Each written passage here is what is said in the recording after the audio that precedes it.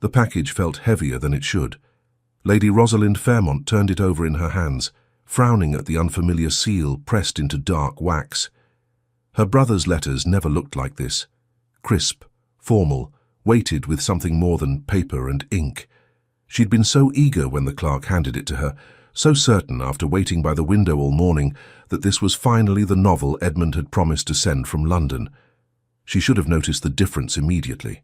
But she'd been distracted by the mortifying encounter at the postal office, by the Duke of Blackwell's infuriating presumption that she had no business collecting her own correspondence. "Do you make a habit of running errands your servants should handle?" he'd asked, looking at her as though she were a child playing dress-up in adult society. She'd barely resisted the urge to tell him exactly where he could direct his opinions.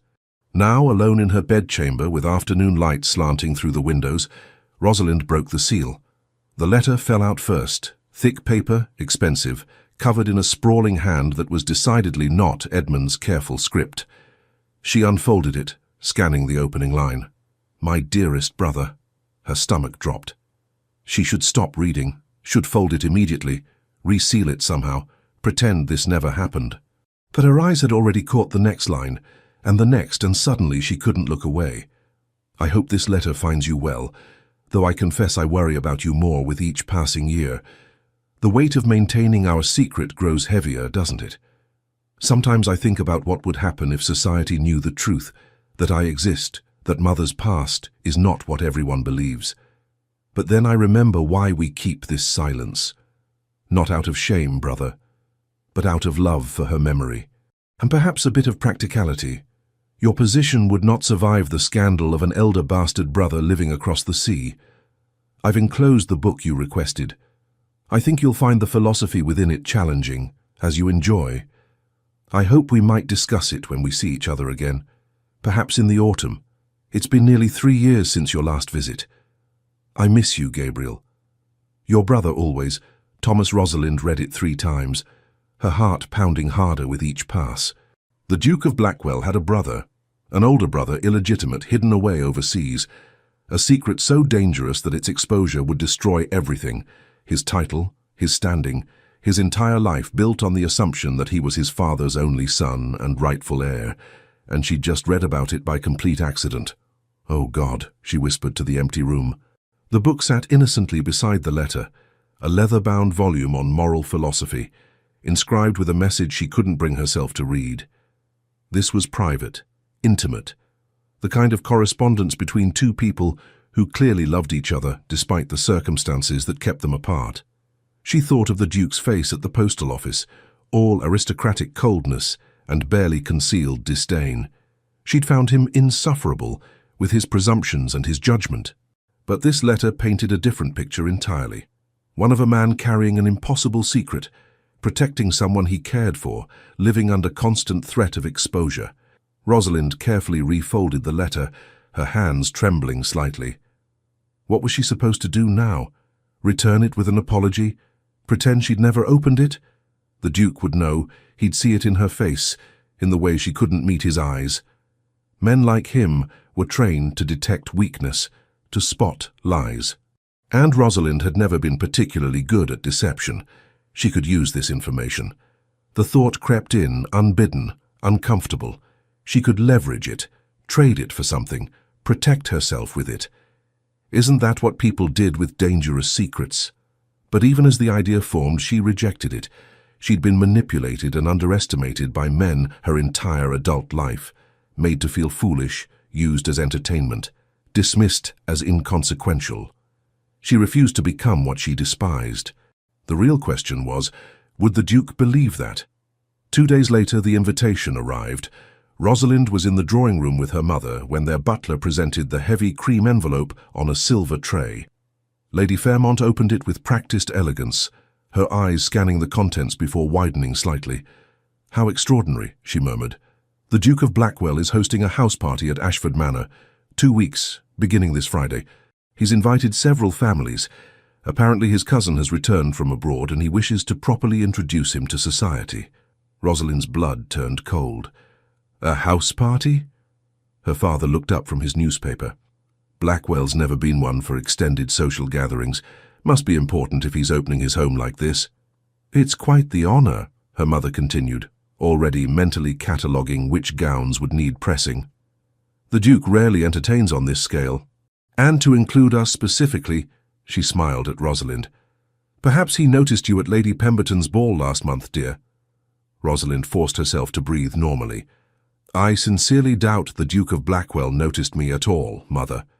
But she knew better.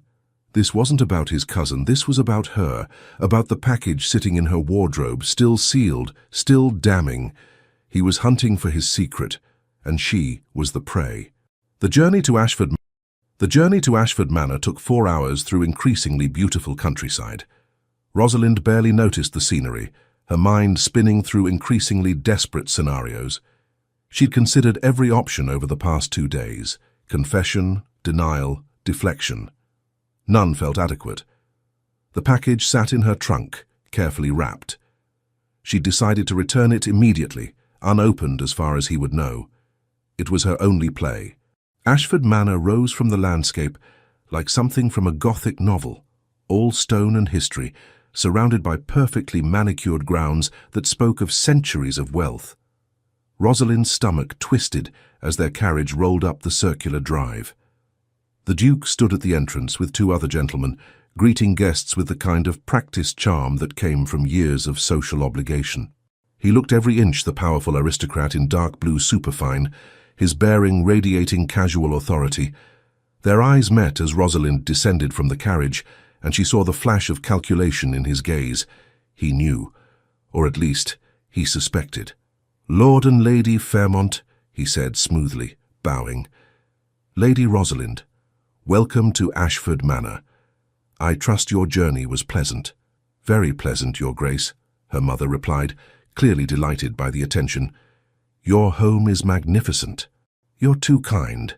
His attention slid to Rosalind.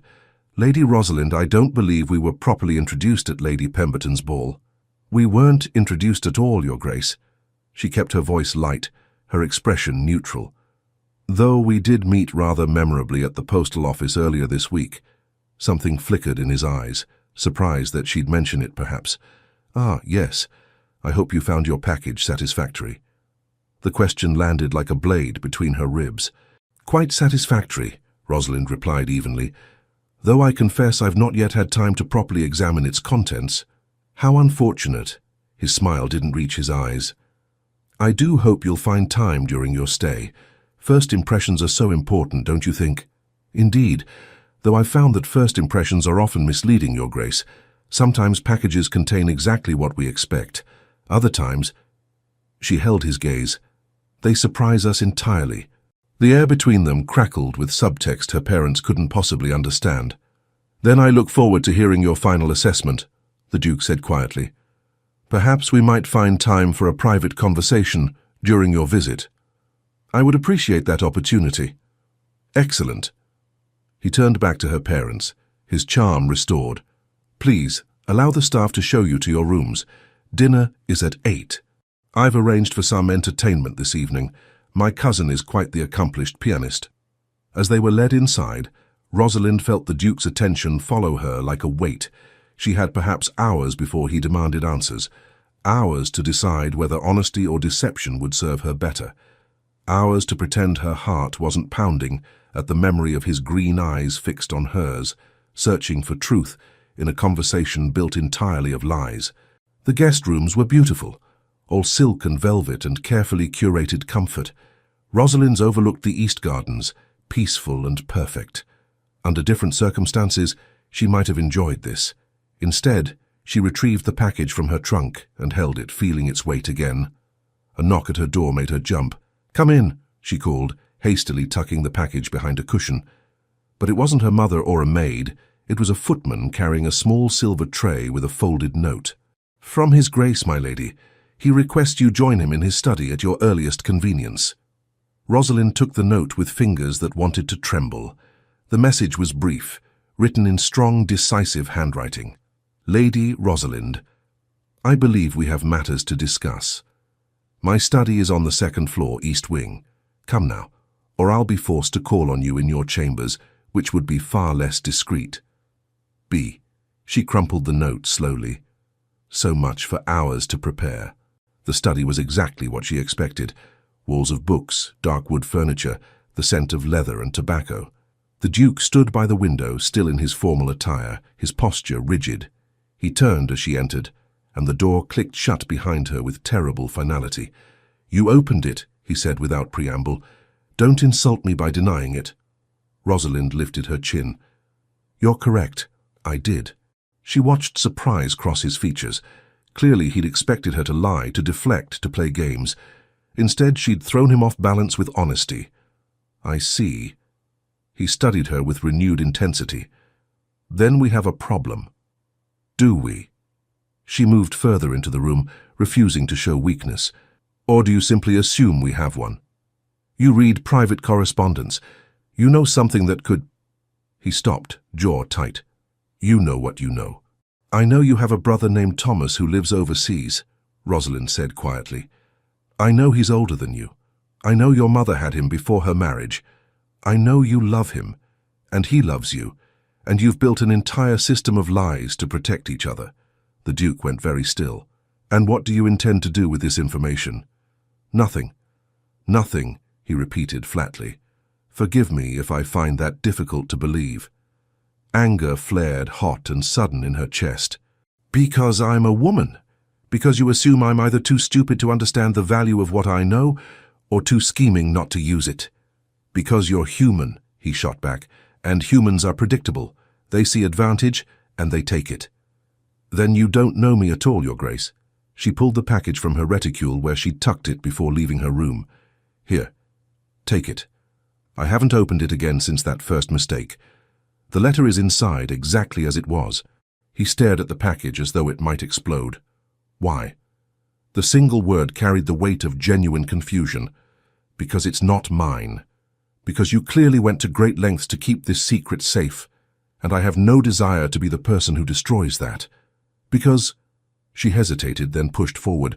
"Because I've spent my entire adult life being underestimated and manipulated by men who thought they could use me for their amusement. I refuse to become what I hate." The Duke took the package slowly, his fingers brushing hers for one electric moment.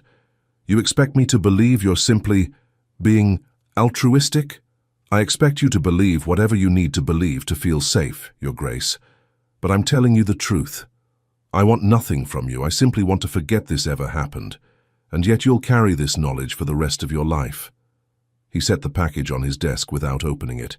"How do I trust that you won't use it later, when you need something, when someone offers you the right price?" The accusation stung more than it should.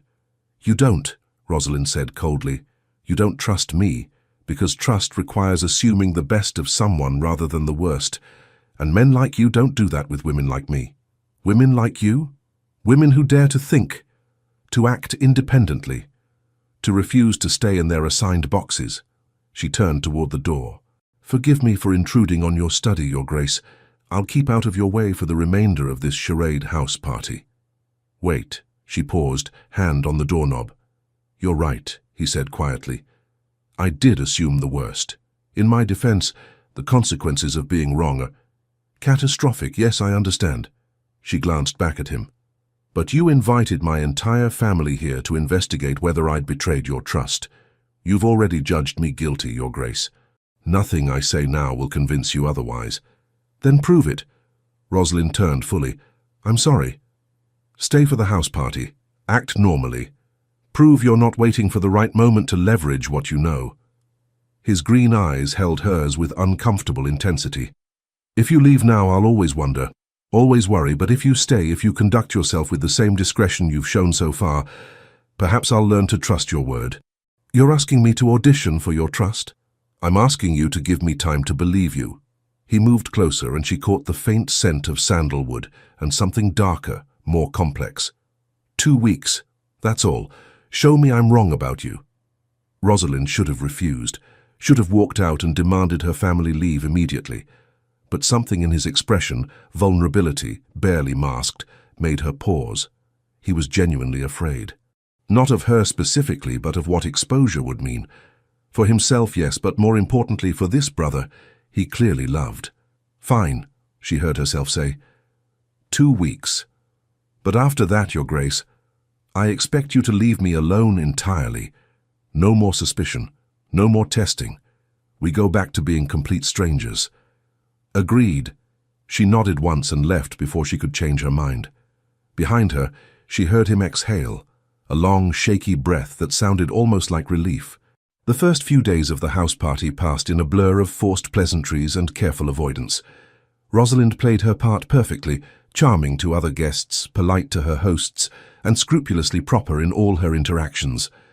She and the Duke barely spoke beyond necessary courtesies, but she felt his attention constantly, a weight between her shoulder blades whenever they occupied the same room. He was watching, analyzing, waiting for her to slip. It should have made her angry. Instead, it made her reckless. On the fourth evening, during a tedious dinner where a pompous baronet droned on about his hunting achievements, Rosalind caught the Duke's eye across the table and deliberately raised one eyebrow, a tiny, subtle expression that said, "Can you believe this fool?" Something shifted in his face, not quite a smile, but close, a recognition of shared suffering. When the men retired for port afterward, she found herself laughing with the other ladies about nothing in particular, feeling lighter than she had in days.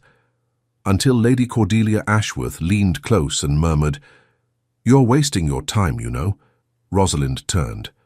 "I beg your pardon?" "With the Duke." Lady Cordelia's smile was all edges. "Half the unmarried women here are hoping to catch his attention, but chasing a title so obviously is rather common, don't you think?" Several other women had gone quiet, listening. "I'm not chasing anything," Rosalind said evenly. "I'm simply attending a house party my family was invited to." "Of course." Lady Cordelia's tone suggested she believed nothing of the sort. "Though you do seem to spend a great deal of time catching his eye. One might think you had some sort of understanding with him." The insinuation was clear, and from the expressions around her, the seed had been planted. Lady Rosalind Fairmont was a fortune hunter, a title chaser. Common. She excused herself before she could say something unforgivable. The next morning she heard the whispers during breakfast, saw the knowing glances, felt the shift in how other guests regarded her, with pity or contempt depending on their disposition. The Duke appeared just as she was ready to retreat to her room for the day. "Lady Rosalind, a word?" She followed him into the library, jaw clenched so hard her teeth ached.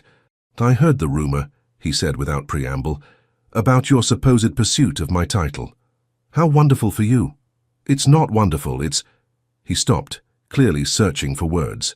"It's unjust. You're here because I essentially forced you to be. You should not suffer socially for that. And yet I am." Rosalind laughed bitterly. "Funny how that works, isn't it? You suspect me of scheming, and somehow I'm the one who ends up publicly humiliated." They stared at each other in tense silence. Then Rosalind felt something crack open inside her. Frustration, anger, exhaustion from days of being tested and judged. "Fine," she said sharply. "You want to know the truth?" "Yes, I read your letter. Yes, I know about Thomas. Yes, I could destroy you with a single conversation if I wanted to. And my honor is now being attacked because of this entire situation, because you dragged me here to test me, because I'm trying to prove I'm trustworthy to someone who will probably never believe it anyway." The Duke went very pale. "Lady Rosalind, what do you want from me?" The words burst out louder than intended. "What will it take for you to believe I'm not your enemy? Because apparently discretion isn't enough. Apparently returning your property isn't enough. Apparently enduring public humiliation to maintain your precious secret still isn't enough." Silence fell like a hammer. "What do you want?" he asked quietly. "In exchange for your continued silence?" The question hung between them, loaded with meaning. Rosalind could ask for anything: money, property, introduction to better social circles, marriage prospects, anything. "I wanted nothing," she said, voice tight. "But now I want you to stop these rumors. Make them go away. You have power, influence, use it. If my reputation is going to be destroyed because of your paranoia, the least you can do is protect me from the consequences." The Duke studied her for a long moment. Then, unexpectedly, he laughed, short and sharp and entirely humorless. "You're right, this is my fault. and I have a solution, though you won't like it. I don't like anything about this situation, Your Grace. Then one more uncomfortable arrangement won't matter. He turned to face her fully, his expression calculating. We court, publicly, genuinely, as far as anyone else knows. Rosalind stared. Absolutely not. Think about it. If I'm actively courting you, if it's clear the interest originates from me, then the rumors stop. You're not chasing a title if the Duke is pursuing you. Your honor remains intact, and my secret stays protected because you're invested in maintaining the fiction. That's insane. That's practical. He moved closer, his voice dropping. 2 weeks, Lady Rosalind, the same time frame we already agreed to.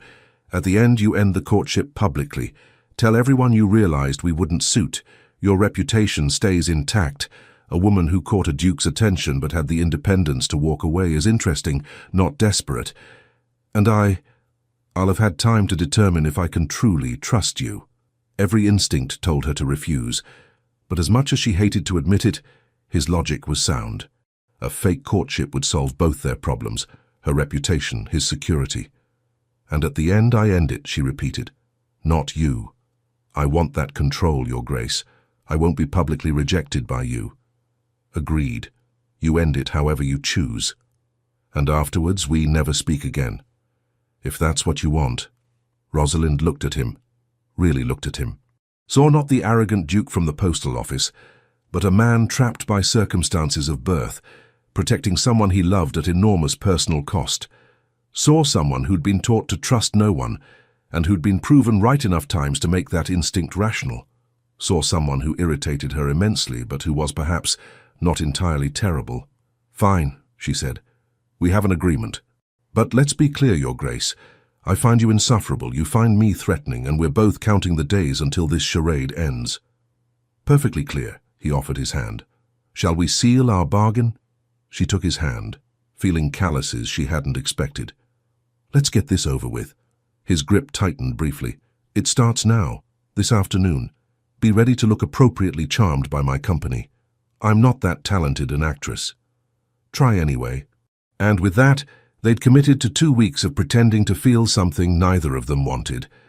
Rosalind told herself it would be simple, mechanical, a performance with clear parameters and a definite end. She had no idea how wrong she was. The first public performance of their courtship happened at tea that afternoon.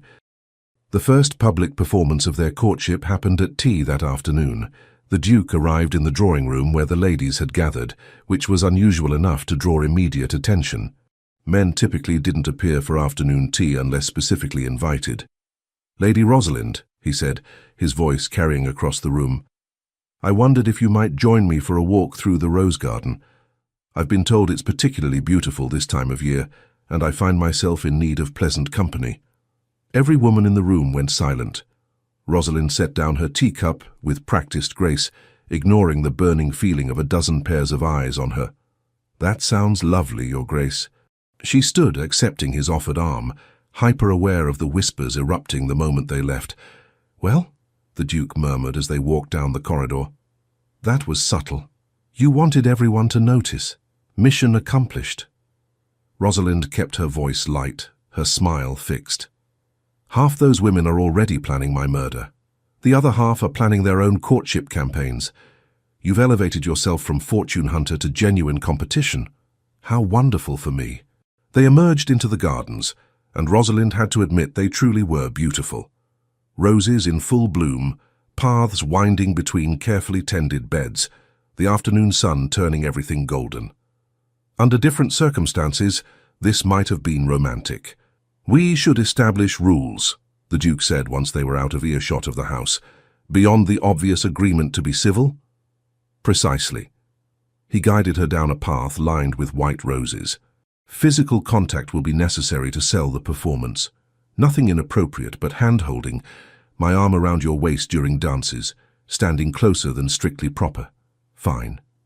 And we should spend time together daily. Walks, conversations, perhaps riding if you're comfortable on horseback. I'm an excellent rider, Your Grace. Good. Then tomorrow morning, we'll ride together. He glanced at her. You'll need to appear interested in what I say. Laugh at my attempts at humor. Look at me as though you find me compelling. I'm not sure I can manage that last part. His mouth twitched. Try imagining I'm someone else. Helpful? But something about the dry delivery made her want to smile despite herself. What about you? You'll need to appear equally enamored. I'm very skilled at pretending, Lady Rosalind. Lucky for both of us. They walked in silence for a moment, the only sounds birdsong and gravel crunching beneath their feet. I didn't mean for any of this to happen, Rosalind said suddenly. The package mix-up, reading your letter, none of it. I know. She looked at him sharply. You do? I've spent 4 days watching you. You're uncomfortable with deception. Every time you've had to maintain this fiction, I've seen how much it costs you. He paused. That's not the behavior of a practiced manipulator. Then why not simply believe me and end this arrangement? Because wanting to trust someone and actually trusting them are different things. His expression remained neutral, but his voice carried an edge of something raw. I've learned that lesson too many times. Rosalind understood that more than she wanted to admit. So we're two people who don't trust easily, pretending to court while actively disliking each other, she summarized. This should be perfectly simple. Perfectly. But as they continued walking, his arm a warm weight beneath her hand, Rosalind felt the first whisper of doubt. Maybe this wouldn't be as simple as she'd assumed. That evening at dinner, they sat together by careful arrangement. The Duke played his part flawlessly, attentive without being overbearing, finding excuses to lean close, laughing at her observations about their fellow guests. Rosalind found herself responding more naturally than expected. He was unexpectedly witty when he chose to be, his dry humour cutting through the evening's tedium like a blade. Lord Hartwick is going to propose a toast, he murmured, as the courses progressed. Prepare yourself for approximately 7 minutes of self-congratulation disguised as humility. Only 7? He's getting more efficient. He practiced on me earlier. I timed it. She bit her lip to keep from laughing. You're terrible. I'm honest. His eyes met hers and something shifted, a moment of genuine connection that neither of them had intended. Rosalind looked away first, her pulse unsteady. After dinner, as predicted, Lord Hartwick made his toast. The Duke caught her eye exactly once during the speech, raising one eyebrow in an expression so perfectly resigned that she had to fake a coughing fit to cover her laugh. Lady Cordelia noticed. Rosalind saw the calculation in her eyes, the way she tracked every interaction between them. Good. Let her see the Duke's interest. Let everyone see it. This was the plan. Later, as guests mingled in the music room, the Duke's cousin, a charming young man named Julian, played piano while others talked and drank wine. The Duke appeared at Rosalind's elbow. Dance with me. It wasn't a question. She let him lead her to the space cleared for dancing, hyper-aware of how many people watched them. His hand settled at her waist as they moved through a waltz, proper but intimate. You're doing well, he said quietly. Very convincing. So are you. She followed his lead, their bodies finding rhythm easily. Anyone watching would think you actually enjoy my company. Perhaps I don't find it as unbearable as expected. What a charming compliment, Your Grace. I've never claimed to be charming. That much is obvious. His hand tightened briefly at her waist. Not painful, just present. A reminder of contact. Careful, Lady Rosalind. Someone might overhear your sharp tongue and think we're arguing. Then kiss me to prove them wrong. The words escaped before she could stop them. Pure provocation, a test to see if she could rattle him. His eyes darkened. Don't tempt me to do things that would scandalize your mother. I didn't realize you cared about propriety. I care about not compromising you beyond repair. But his thumb moved slightly against her waist, a gesture so small she might have imagined it. This is a performance, remember. Let's not blur those lines. Of course, heaven forbid we blur lines. But something had shifted between them, a charge in the air, an awareness of proximity. When the dance ended, he held her hand a moment longer than necessary before releasing it. Rosalind told herself it meant nothing. She was a very poor liar. The next morning she woke to find a note slipped under her door. Stables, 7 o'clock. Wear something practical. B. She should have stayed in bed out of spite. Instead, She dressed in her riding habit and made her way to the stables as dawn broke over the estate. The Duke was already there, standing beside two horses, a large grey stallion and a smaller chestnut mare. He looked different in riding clothes, less formal and somehow younger. "I wasn't sure you'd come," he admitted. "I keep my word, Your Grace, even when I don't particularly want to." A trait we share. He helped her mount, his hands steady at her waist. "There's a path through the woods that opens to the north fields. Quite beautiful, if you're interested. Lead the way." They rode in companionable silence at first, the morning cool and fresh, mist still clinging to the ground. Rosalind had forgotten how much she enjoyed this. The freedom of movement, the partnership between rider and horse, the world reduced to immediate sensations. "You are good," the Duke observed as they navigated a narrow trail. "I half expected you to be exaggerating your skill." "Why? Because women often exaggerate their abilities to impress men?" She guided her mare around a low branch. "I learned to ride before I learned to dance, Your Grace. Some of us prefer activities that don't require pretending to enjoy tedious conversation. Present conversation excluded, I assume." "The jury is still out." He laughed. Actually laughed, the sound surprising them both. They emerged into open fields and, without discussion, urged their horses into a gallop. Wind whipped past, cold and exhilarating, and for several perfect minutes, Rosalind forgot about secrets and bargains and complicated truths. When they finally slowed, both breathless, she turned to find him watching her with an expression she couldn't quite read. "What?" she demanded. "Nothing. Just, you look different when you're not thinking about how much you dislike me. Who says I'm not thinking about it right now? Your face, you're terrible at hiding genuine emotion." Rosalind had no response to that. They walked the horses back slowly, letting them cool down. The Duke seemed more relaxed than she'd ever seen him. His usual rigid control softened somehow. "Tell me about the ex-pretender," he said abruptly. "The one who underestimated you." She stiffened. "Why?" "Because you mentioned him the other day, and I've been curious." He glanced at her. "You don't have to answer, but we're pretending to court. Shouldn't we know something real about each other?" It was a fair point. "His name was Lord Edward Thornbury," Rosalind said after a moment. "Charming, clever, everything a young woman might want. He paid me attention for 3 months. I thought—" She stopped, the memory still sharp. "I thought he saw me as an equal, someone worth his time. But he didn't. No. I discovered by accident that he'd made a bet with his friends. He wanted to see if he could seduce the Earl's bookish daughter, the one everyone said was too opinionated for marriage. When I confronted him, he laughed and said, 'I should be flattered anyone bothered to notice me at all.'" The Duke's jaw tightened. "What happened then?" "I threw wine in his face at Lady Morrison's ball and told him exactly what I thought of him and his friends, in detail publicly." She smiled without humor. "I've had a reputation for being difficult ever since." "Difficult," he repeated, "or unwilling to tolerate being treated as less than you are." The tongue doesn't distinguish between the two. They rode in silence for a moment. "I understand why you don't trust easily," the Duke said finally, "why you assumed the worst when I suspected you." "And I understand why you suspect everyone." Rosalind looked at him. "We're both casualties of different battles, Your Grace. That doesn't make us allies." "No, but it makes us less adversarial, perhaps." Perhaps. By the time they returned to the stables, other guests were beginning to stir.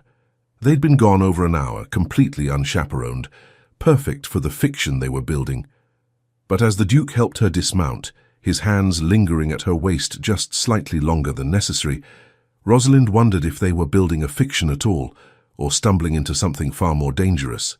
The days began to blur into a pattern. Morning rides where they actually talked, about books, about politics, about philosophy and art, and the thousand things that occupied their thoughts. Afternoon appearances together, maintaining the performance for their audience. Evening dances and conversations, playing their part so well that Rosalind sometimes forgot they were acting. She learned things about him, that he'd wanted to study architecture before inheriting his title, that he hated formal dinners almost as much as she did, that he played chess viciously and without mercy, and that beating him required every bit of strategy she possessed. "You're improving," he said during their third game, studying the board with narrowed eyes. "Last time I beat you in 12 moves. Last time I was being polite." She captured his bishop. Check. He countered immediately. "Politeness is overrated," says the man who built his entire life around proper behavior. "Not my entire life." He moved his queen. "Some parts are specifically designed to avoid proper behavior, such as sneaking his brother into England under cover stories every few years, such as maintaining correspondence through coded messages and dead drops, such as—" He stopped, seeming to realize he'd revealed more than intended. Rosalind studied him across the chessboard. "You miss him, Thomas, every day. When did you see him last?" 2 years ago. He came for 3 months, pretending to be a distant cousin visiting from the continent. We hunted, we talked, we pretended everything was normal." The Duke's expression was distant. "Then he left, and I went back to being alone with a secret too dangerous to share." "You're not alone now," Rosalind said softly. "I know, and I'll keep knowing, Your Grace, whether you trust me or not." He looked at her then, really looked at her, as though seeing someone he hadn't expected. "Why do you protect me?" he asked. "You gain nothing, you risk your reputation being here. Why?" "Because secrets aren't weapons," she echoed his brother's words back to him. "They're pieces of someone, and I won't be the person who uses someone's vulnerability against them, even if that person is you." The chessboard sat forgotten between them. "I'm beginning to think," the Duke said slowly, "that I was entirely wrong about you, Lady Rosalind." "Beginning? How generous." But the humor felt thinner now, covering something neither of them wanted to name. That evening, Lady Cordelia approached Rosalind in the library. "You've done well," she said without preamble. Catching the Duke's attention, "I'm almost impressed." Rosalind closed her book. "I'm not interested in whatever game you're playing, Lady Cordelia." "Game? I'm merely observing." She smiled, all teeth and calculation. "You and His Grace seem quite intimate lately. Riding unchaperoned, spending hours in each other's company. One wonders what you talk about during all that time." "The weather, horses, terribly boring stuff." Boring enough that he looks at you as though you're the most fascinating woman in England." Lady Cordelia examined her fingernails, curious how a duke could become so enamored so quickly, almost as though there's some other factor at play. A cold finger of warning traced Rosalind's spine. "I'm sure I don't know what you mean." "Of course not." But Lady Cordelia's eyes were sharp, calculating. "Just be careful, Lady Rosalind. Secrets have a way of surfacing at the most inconvenient times." She left before Rosalind could respond. That night, Rosalind couldn't sleep. She kept replaying the conversation, the implications. Lady Cordelia suspected something. She couldn't know what, but she was watching too closely, asking too many questions. A soft knock at her door made her jump. She opened it to find the Duke standing in the corridor, still fully dressed despite the late hour. "We need to talk," he said quietly. "May I come in?"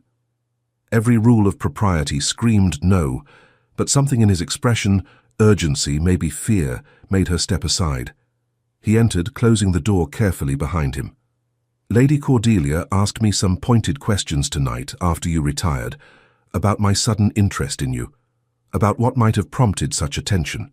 She said something similar to me earlier. She's fishing, she doesn't know anything, but she suspects there's more to our courtship than appears." He paced, restless energy contained in tight movements. "We need to be more careful. Less time alone together, more chaperones, more conventional behavior. Or," Rosalind said slowly, "we could do the opposite."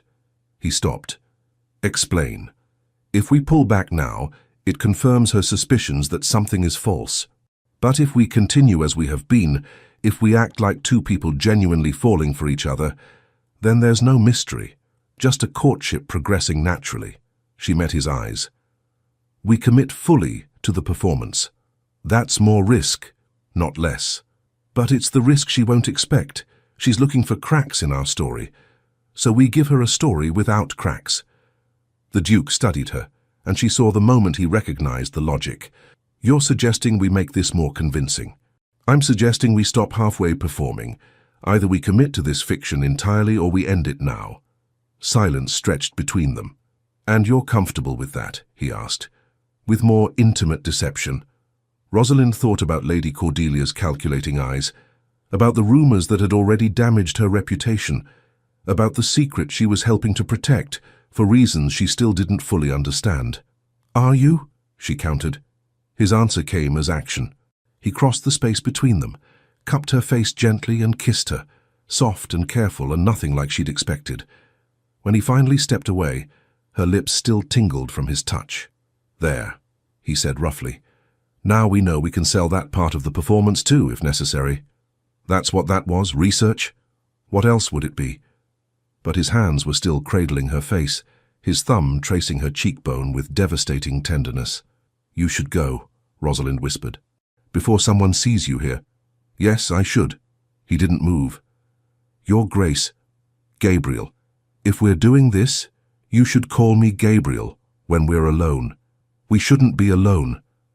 "No, we shouldn't." He kissed her again, deeper this time, and Rosalind felt her carefully constructed defenses begin to crack.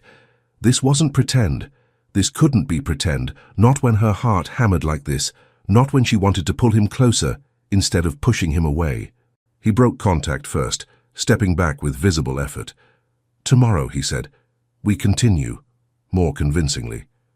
"More convincingly," she echoed. After he left, Rosalind stood in her empty room, fingers pressed to lips still tingling from his touch. She'd agreed to a fake courtship, a performance with clear boundaries and definite end. But standing there in the dark, she realized with dawning horror that sometime in the past week, the performance had become terrifyingly real. At least for her. The next few days were exquisite torture. Gabriel, she couldn't think of him as the Duke anymore after he'd kissed her, played his part with devastating skill. Touches that lingered, glances that burned, moments of intimacy that blurred every line they'd drawn. During a garden party, he brought her lemonade without being asked.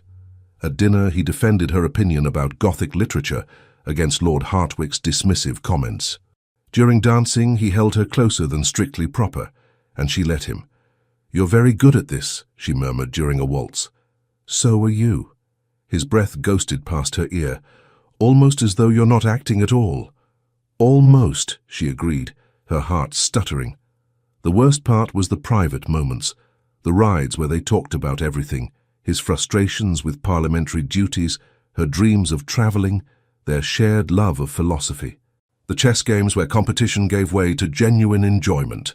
The late evening conversations in the library, always carefully chaperoned but intimate nonetheless. "Tell me about Thomas," she asked one night. "What's he like?" Gabriel smiled, a real smile, soft and unguarded. "Clever, funnier than me. He wanted to be a doctor, actually.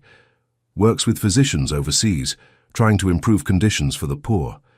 He's everything I would have been if I hadn't been born to this. You admire him. I love him. He's my brother, but yes, I admire him too. He chose his own path despite circumstances that could have made him bitter. Instead, he finds ways to help people." He looked at her. "You'd like him, I think. He has your same disregard for social hierarchies." "Disregard? I prefer healthy skepticism." "Semantics. Important semantics." They smiled at each other, and Rosalind felt her chest tighten with something dangerously close to affection. This couldn't continue. She was falling for a man who was only pretending to care for her, a man who'd probably drop her the moment their agreement ended, a man who— "What are you thinking?" Gabriel asked softly. "That we're very good at lying." "Yes, we are." But neither of them looked away. 10 days into the house party, disaster struck. Rosalind was walking through the Manor's portrait gallery when she heard raised voices from a nearby study. One belonged to Gabriel, the other she didn't recognize. "Ridiculous to maintain this charade any longer," the unknown voice said. "You're not actually courting the girl, you're investigating her. There's a difference." Her blood turned to ice. "Keep your voice down," Gabriel said sharply. "Why? No one's here. And you need to hear this. You're letting this pretense go too far. You're spending more time with Lady Rosalind than necessary for simple observation. People are starting to assume the courtship is genuine. That's the point." "Is it? Or have you forgotten why you invited her here in the first place? Silence. I haven't forgotten, Gabriel said finally. But the situation has evolved. Into what? Are you actually developing feelings for the woman who potentially holds your entire future in her hands? Because that would be monumentally stupid, even for you. Rosalind should have left, should have walked away before hearing more. But she was frozen, hand pressed to her mouth. My feelings are irrelevant, Gabriel said coldly. The arrangement stands 2 weeks, then she ends the courtship publicly, and we go our separate ways. And you believe she'll do that? After you've spent days making her believe you care? She knows it's performance, we both do. The unknown voice laughed bitterly. Keep telling yourself that, cousin, but I've watched you both. One of you has forgotten your acting, and I'm not entirely sure which one. Footsteps approached the door. Rosalind fled before they could discover her, her heart hammering so hard she thought it might crack her ribs. She made it to her room before the tears came, hot and furious and stupid. Of course it wasn't real. She'd known that from the beginning. The entire courtship was transaction, her silence for his social protection of her reputation. They'd agreed on terms, set boundaries, established an end date, but somewhere along the way, she'd forgotten to protect her heart. And now she'd pay for that mistake. A knock at her door interrupted her spiral. Rosalind? Gabriel's voice concerned. I saw you in the corridor. You looked upset. May I? Go away. Silence. Then, what happened? Nothing. I'm fine. Please leave. I'm not leaving until you tell me what's wrong. She yanked open the door, not caring that her eyes were red. What's wrong? What's wrong is that I forgot this was pretend. I forgot that you're only playing a part because I'm a threat to your precious secret. I forgot that in 2 days, this ends and you go back to distrusting me while I go back to being the difficult woman no one wants. He stared at her, something complicated crossing his features. Rosalind, don't say anything kind or comforting, because it's not real, is it? None of it is real. You were right from the beginning, I'm just too stupid to remember that. She started to close the door. Congratulations, Your Grace, you win. I believed the performance. You can stop worrying about me now. His hand caught the door. You think I've been pretending? Haven't you? I don't know anymore. The admission hung between them, raw and shocking. I was pretending, Gabriel said roughly. In the beginning, absolutely. But these rides, these conversations, these moments where I find myself thinking about what you'd say about something I've read or seen, that's not performance. That's not strategy. That's... Don't, Rosalind whispered. Please don't say things you don't mean just because you feel guilty. I'm not. Heaven knows I'm not. He stepped into her room fully, closing the door behind him. Propriety be damned. You terrify me, Rosalind. Not because you know my secret. Because somewhere along the way I stopped seeing you as a threat and started seeing you as someone I could actually... A scream echoed through the manor. They froze, then both rushed into the corridor where chaos had erupted. Guests milled about, voices raised in confusion. Lady Cordelia stood at the center of it all, holding something in her hand. A piece of paper. No, not just paper. A fragment of letter. Rosalind's heart stopped. I found this in His Grace's study, Lady Cordelia announced. Fallen behind a desk, and I think everyone should know what it says. Gabriel had gone white. Rosalind recognized the handwriting instantly. Thomas's elegant script, torn from some other correspondence. Lady Cordelia began to read. Worry about maintaining our secret. That's private correspondence, Gabriel said, voice like steel. You had no right. Private correspondence about a secret. How fascinating. Lady Cordelia's eyes glittered with malicious triumph. I wonder what secret the Duke of Blackwell guards so carefully. What could be so damaging that he'd go to such lengths to hide it? Rosalind's mind raced. She had seconds to act, seconds to decide.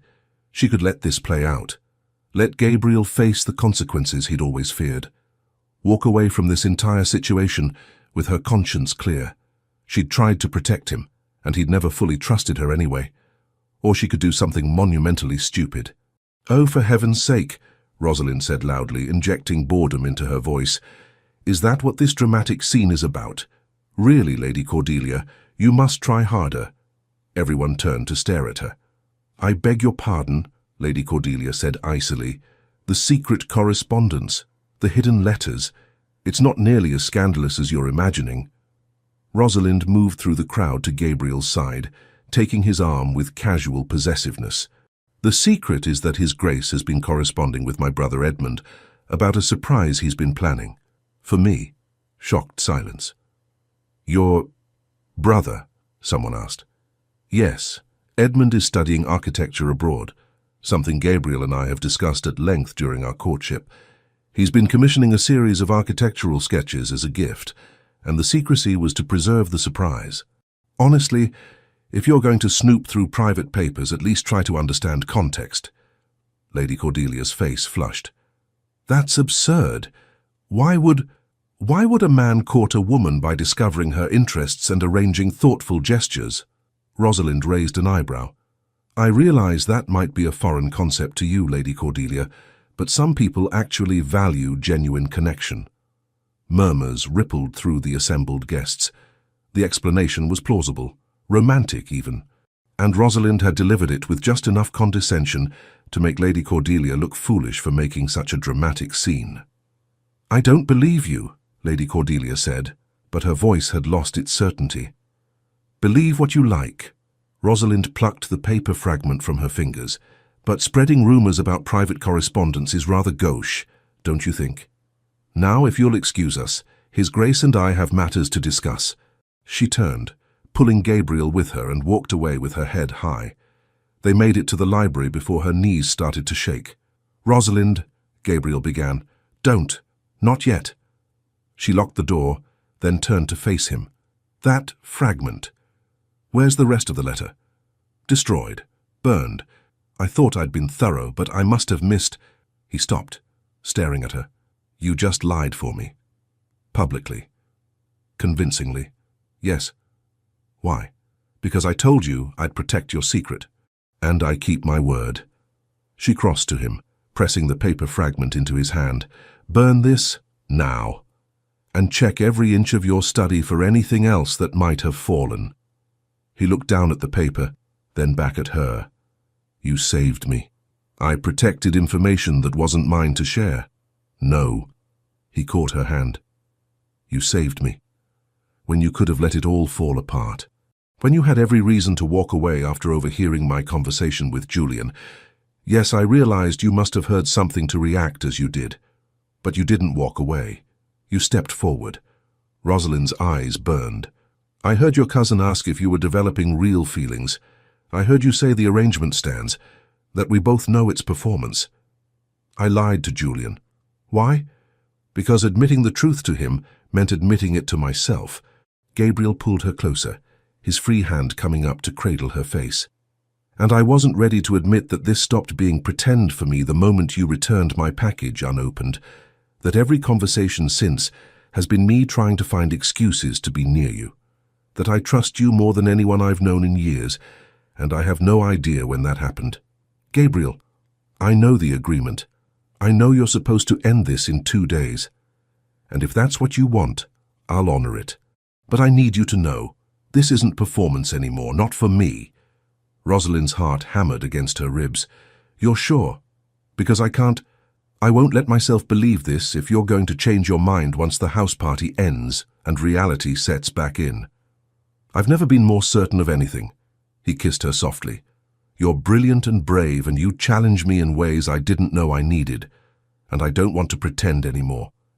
Then we stop pretending. She kissed him back, pouring everything she'd been feeling into it. But we need to be smart about this. Lady Cordelia may have backed down, but she's not going to forget, and my explanation about Edmund and architectural sketches won't hold up under scrutiny. Then what do you suggest? We make the courtship real, not performance. Actual courtship with genuine intent. She looked up at him. And we deal with the consequences together. You'd be tied to me, to my secret. For the rest of your life if this leads where I hope it leads.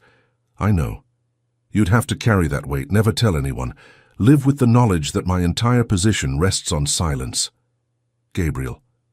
She touched his face gently. I've been carrying it for 2 weeks already. I'm not afraid of the weight, I'm only afraid of carrying it alone. Something in his expression cracked open, relief and wonder and desperate hope.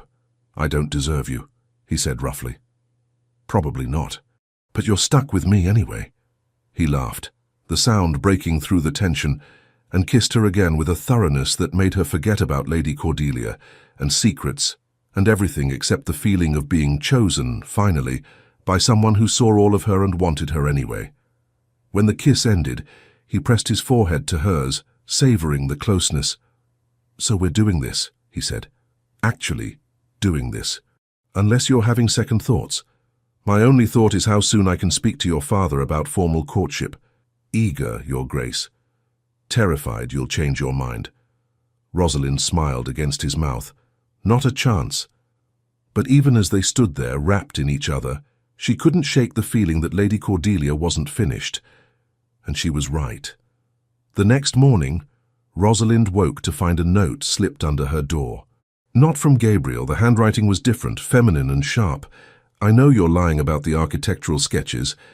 Meet me in the East Garden at noon if you want to avoid public exposure. Come alone." See, Rosalind's blood ran cold. She should tell Gabriel immediately. Should bring him to this meeting, let him handle it. But something stopped her. Pride, maybe. Or the desire to prove she could protect him without his intervention. Or perhaps simply the stubborn determination that had defined her entire life. The refusal to let anyone make her feel small or powerless. She went to the East Garden alone. Lady Cordelia waited by the fountain, elegant and dangerous. "You came. You threatened exposure. Of course I came." Rosalind kept her voice level. "What do you want?" "The truth. That letter fragment mentioned a secret and a brother. Your explanation about architectural sketches was clever, but it doesn't explain the brother reference. You and His Grace both are only children." Lady Cordelia smiled coldly. "So tell me, what is the Duke of Blackwell really hiding?" "Nothing that concerns you. Everything about a duke concerns society, especially secrets important enough to warrant late-night visits to each other's bedchambers. Yes, I saw him leave your room 2 nights ago. Very improper. Almost as though you were discussing something urgent." Her eyes glittered. "Tell me what I want to know, or I'll make sure everyone knows about those midnight meetings. Your reputation will be destroyed, and his courtship of you will look like desperate damage control." Rosalind's mind raced. She could lie again, but Lady Cordelia would see through it. Could threaten, but with what? Lady Cordelia held the social power here. "Unless you're having an affair," Rosalind said quietly. "With Lord Hartwick. I noticed the way you watch him when you think no one's looking. The way you both disappear at similar times during evening entertainment.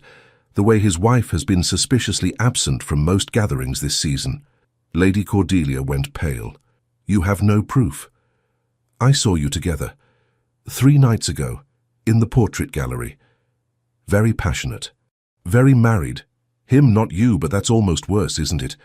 A respectable widow maintaining propriety while secretly carrying on with a married man."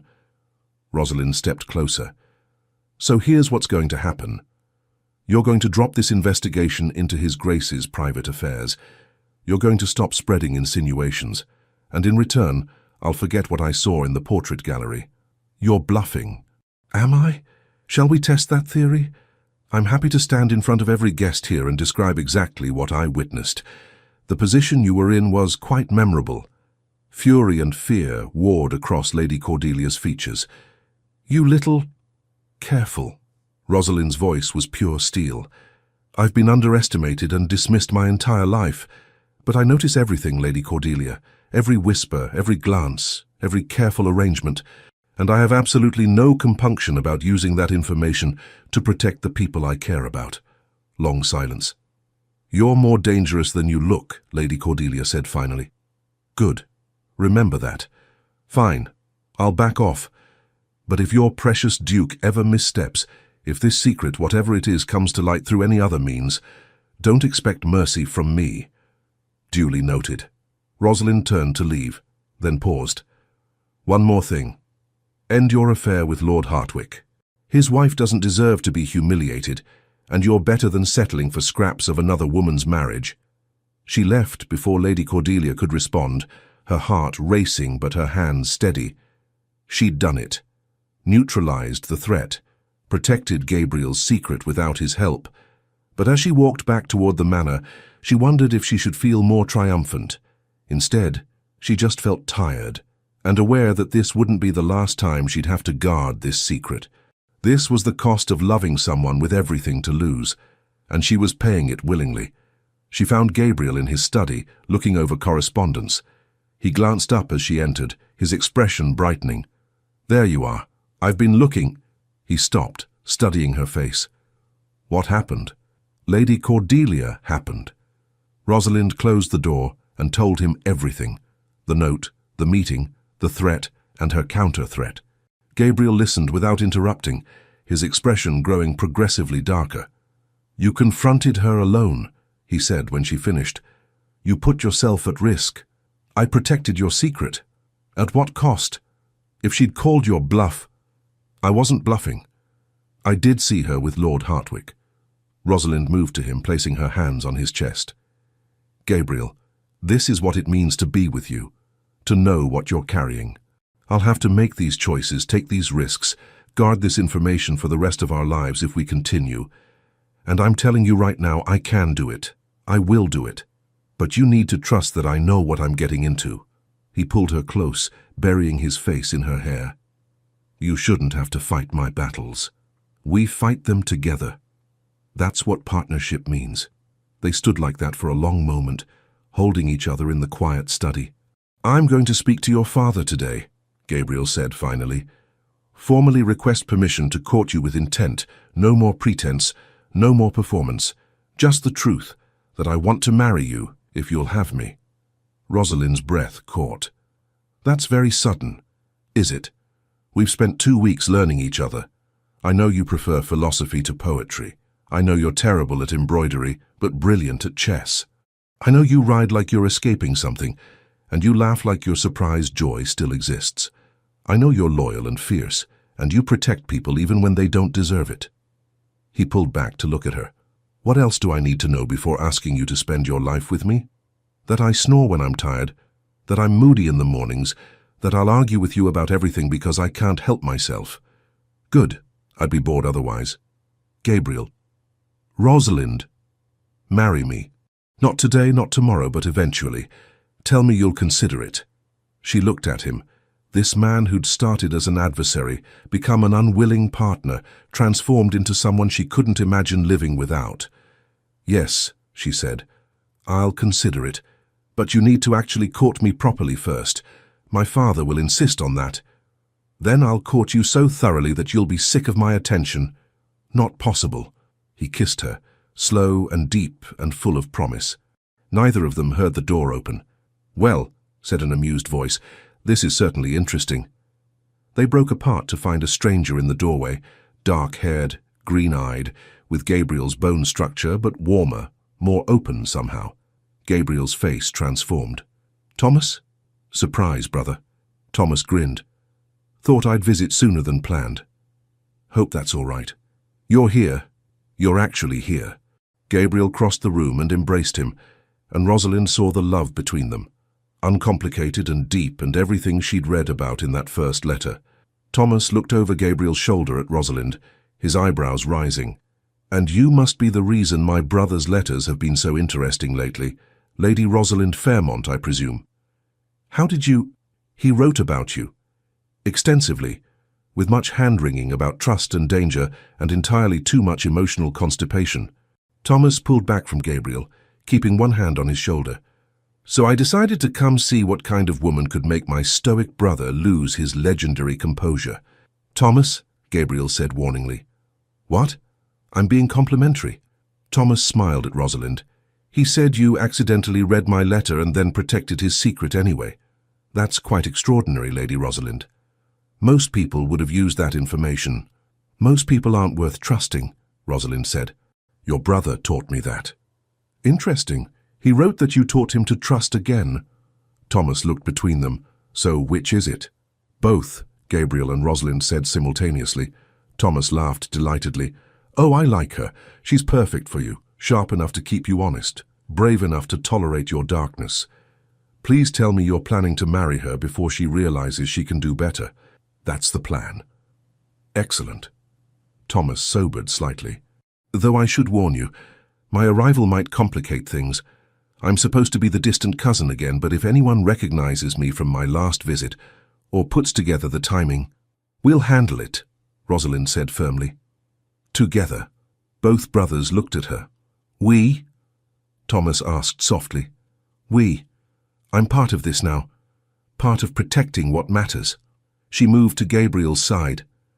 Your brother is important to him, which makes you important to me. So yes, we figure this out together. Thomas's expression softened. You really are perfect for him. She is, Gabriel agreed, pulling her close, even if I don't deserve her. Especially because you don't deserve her. Thomas winked at Rosalind. Keep him humble. It's good for his soul. The next few days were delicate choreography. Thomas played his role as distant cousin Adrian Ashford flawlessly, charming the guests while carefully maintaining appropriate distance from Gabriel in public.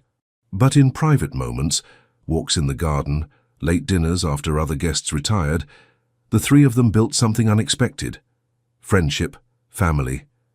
Rosalind found herself genuinely enjoying Thomas's company. He was everything Gabriel had described. Witty, warm, passionate about his medical work overseas, and he clearly adored his brother, asking careful questions about Gabriel's life, his struggles, his rare moments of happiness. He's been alone too long, Thomas told her one evening when Gabriel stepped away to handle a household matter. I've worried about him for years, the weight of maintaining this secret, of never being able to fully trust anyone. It's been destroying him slowly. Not anymore, Rosalind said. No, not anymore. Thomas studied her. You love him. It wasn't a question. I do. And you're prepared for what that means. A lifetime of guarding this secret, of carefully managing my visits, of always being vigilant about what you say and who might overhear. Yes, that's a heavy burden, Lady Rosalind. I know. But love isn't about choosing the easy path. It's about choosing someone and deciding their happiness matters more than your comfort. She met his eyes. Your brother is worth every difficult moment. And so, I think, are you. Thomas blinked rapidly. You're going to make me cry, and that will ruin my carefully cultivated rakish persona. Heaven forbid. They smiled at each other, a moment of understanding between two people bound by love for the same man, if in different ways. That night, Gabriel came to Rosalind's room again, properly chaperoned this time by her maid's presence in the sitting area, but intimate nonetheless. Thomas leaves tomorrow, he said quietly. He's been here 4 days, and already I dread watching him go. How long before you can see him again? A year, perhaps longer. It's safer if we space the visits out, make them less predictable. He took her hand. But there will be visits, regular ones, and when we're married, you'll be part of them, properly, fully. No more pretending he's distant family, at least not when we're alone together. I'd like that. He adores you, you know. Told me I'd be a fool to let you slip away. Smart man, your brother. Smarter than me in many ways. Gabriel pulled her closer, his voice dropping. I spoke to your father today, formally. He's given permission for proper courtship. And he asked if I was prepared to handle a woman of your spirit and intelligence. I told him I was terrified but willing to try. His thumb traced circles on her palm. Your mother is already planning the wedding, I think. She kept asking about my preferences for flowers and music. Rosalind laughed. That sounds like Mother. Is this moving too fast for you? If you need more time, I've spent my whole life waiting for someone to truly see me. Now that I've found that person, why would I want to slow down? He kissed her then, soft and thorough, and Rosalind felt the last of her defenses crumble entirely. She was his, he was hers. Everything else was just details. The house party ended 3 days later, with most guests departing in good spirits. Lady Cordelia left early, her expression sour, and Rosalind felt a grim satisfaction in that. On the final evening, after the last guests had gone, Gabriel took Rosalind to his study. I have something for you. He retrieved a small leather journal from his desk. Thomas left this. He said you should have it. Rosalind opened it carefully. Inside, Thomas's handwriting covered page after page, but not letters. Instructions. Medical knowledge, carefully documented. He wanted you to have his notes on treating common ailments. Gabriel explained. "He said if you're going to be family, you should have something that represents what he does, his real work, his real passion." Tears pricked her eyes. I don't know what to say. He doesn't do this lightly, doesn't share his work easily.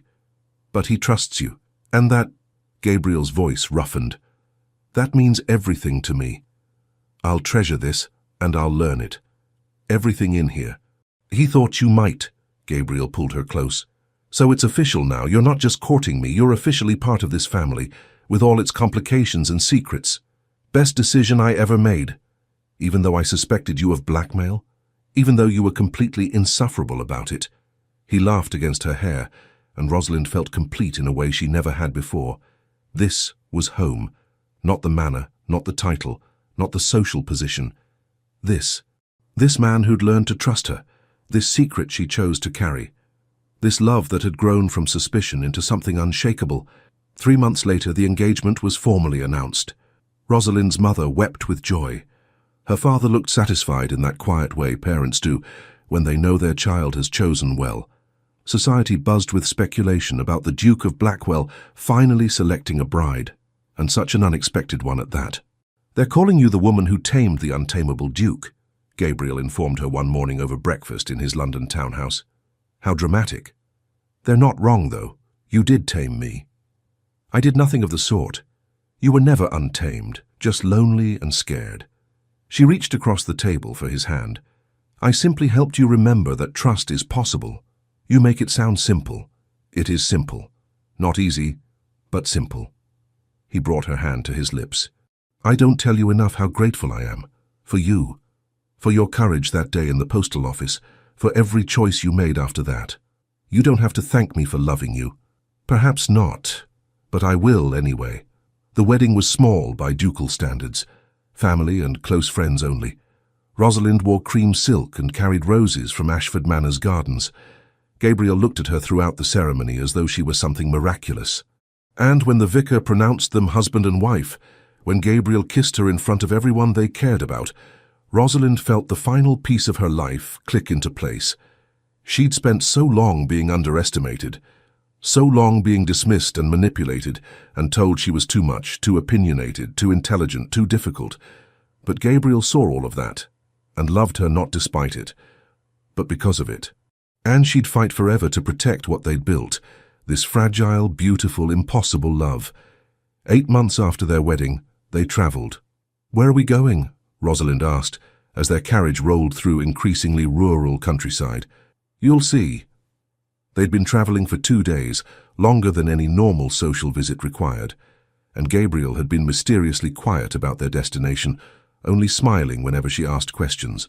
Finally, they arrived at a small estate near the coast, beautiful but modest, nothing like Ashford Manor's grandeur. A man waited on the steps, dark hair, green eyes. Thomas. "Welcome," he called as they descended. "I've been waiting for you both." Rosalind's heart swelled. Gabriel had arranged this, a proper visit with his brother, no pretense required, no distant cousin fiction. Just family. "You knew?" she asked Gabriel softly. "I wanted you to meet him properly, not as a house party obligation, but as my brother." He squeezed her hand. "I wanted him to know you as my wife." Thomas embraced them both, his smile brilliant. "Come in. I want to hear everything. And Rosalind, thank you for those letters you've been sending. Your questions about medical procedures have been fascinating." "You're corresponding?" Gabriel asked, surprised. "Of course. Thomas offered to continue my education, and I'm not fool enough to turn down knowledge from someone who actually helps people." Rosalind grinned at his expression. "You didn't think I'd ignore that journal he gave me, did you?" "I'm surrounded by brilliant people who make me feel inadequate," Gabriel said, but his eyes were warm. They spent 3 days together, talking, laughing, sharing stories. Thomas told them about his work overseas, the challenges and triumphs. Gabriel relaxed in ways Rosalind had never seen, the weight of secrecy temporarily lifted. On their final evening, Thomas pulled Rosalind aside. "I need to thank you," he said quietly, "for keeping him safe, for giving him something I never could, a partner in all this. You gave him love, that's everything. Yes, but you gave him hope, And that's perhaps even more valuable, Thomas smiled. Take care of him, and let him take care of you. He needs to feel useful. I will, on both counts. That night, lying in bed with Gabriel in the guest room of Thomas's small estate, Rosalind felt peace settle into her bones. Happy? Gabriel murmured against her hair. Deliriously. Even though your life is complicated now. Even though you're tied to my secrets. Especially because of that. She turned to face him. We're building something, Gabriel. Not just a marriage, but a family. A real one with all its complications and imperfections. And I wouldn't trade that for anything. I love you. I know, I love you too. They fell asleep like that, tangled together, and Rosalind dreamed of futures where love mattered more than scandal, where trust was hard-earned but unshakable, where secrets weren't weapons but simply pieces of people worth protecting, where opening the wrong package could lead to exactly the right place. Thank you for staying until the end of Gabriel and Rosalind's story.